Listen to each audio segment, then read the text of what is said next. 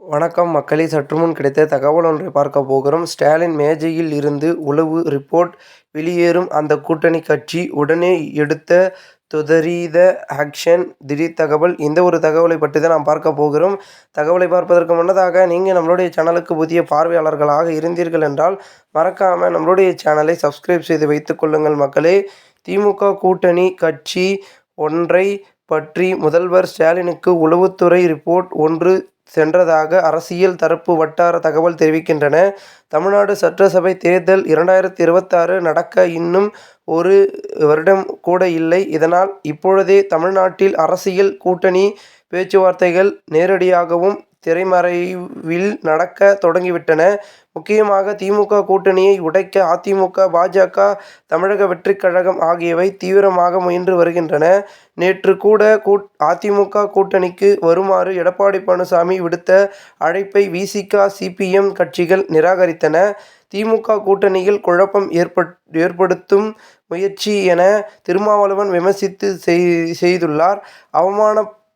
அவமானப்படுமா திமுக உடனான கூட்டணியில் தொடர வேண்டும்? சிந்தித்து பாருங்கள். அதிமுகவை பொறுத்தவரை எங்கள் கூட்டணியில் சேரும் கட்சிகளுக்கு இரத்த தான கம்பளம் விரித்து வரவேற்போம் என்று எடப்பாடி பழனிசாமி கூறிய நிலையில் சிபிஎம், விசிக அதனை புறக்கணித்துள்ளது. திருமாவளவன் வைத்து குற்றச்சாட்டில் அதிமுக, பாஜகவின் பழைய கூட்டணியில் இருந்து கட்சிகளே மீண்டும் அவர்களுடன் சேரவில்லையே, பாமக மீண்டும் கூட்டணியில் இணையவில்லையே, தேமுதிக மீண்டும் கூட்டணியில் இணையவில்லையே. இதனால் வேறு வழியில்லாமல் புதிய கட்சிகளை கூட்டணியில் இணைக்க வேண்டிய கட்டாயம் பாஜகவிற்கு ஏற்பட்டு உள்ளது. அதிமுக, பாஜக கூட்டணி அமைந்த பின் ஆட்சியை கைப்பற்றுவோம் என்றெல்லாம் சொன்னீர்களே, இப்பொழுது என்ன ஆயிற்று? ஏன் கூட்டணியில் வேறு கட்சிகள் இணைய முடியாமல் போய்விட்டது? ஏன் உங்கள் கூட்டணியில் இருந்து பழைய கட்சிகளே உங்களுடன் சேர மறுத்து வருகிறார்கள்? திமுகவின் கூட்டணியில் உள்ள கட்சிகளை இப்பொழுது அழைக்கிறீர்கள். இது நீங்கள் சொன்ன கருத்தா? அப்படி தெரியவில்லை. இதையெல்லாம் எடப்பாடி பழனிசாமிக்கு யாரோ சொல்லிக் கொடுக்கிறார்கள். திமுக கூட்டணியில் குழப்பத்தை ஏற்படுத்த வேண்டும் என்று யாரோ சொல்லிக் கொடுத்து கருத்து போல் இருக்கிறது என்று விசிக தலைவர் எம்பி திருமாவளவன் தெரிவித்துள்ளார். சிபிஎம்மும் எடப்பாடி அழைப்பை நிராகரித்து உள்ளது. இப்படிப்பட்ட நிலையில்தான் திமுக கூட்டணி கட்சி ஒன்றை பற்றி முதலமைச்சர் ஸ்டாலினுக்கு உளவுத்துறை ரிப்போர்ட் ஒன்று சென்றதாக அரசியல் தரப்பு வட்டாரம் தகவல்கள் தெரிவிக்கின்றன. அதன்படி மதிமுக, பாஜகவுடன் நெருக்கமாகி வருவதாக ரிப்போர்ட் சென்றுள்ளதாம். அதாவது மதிமுகவின் துரை வைகோ பாஜகவுடன் நெருக்கமாக இருக்கிறார். அவர் வந்த பின் மல்லை சத்யா ஓரம் கட்டப்பட்டு விட்டார். இப்பொழுது மல்லை சத்யா, துரை வைகோ மோதல் உச்சம் அடைந்துள்ளது.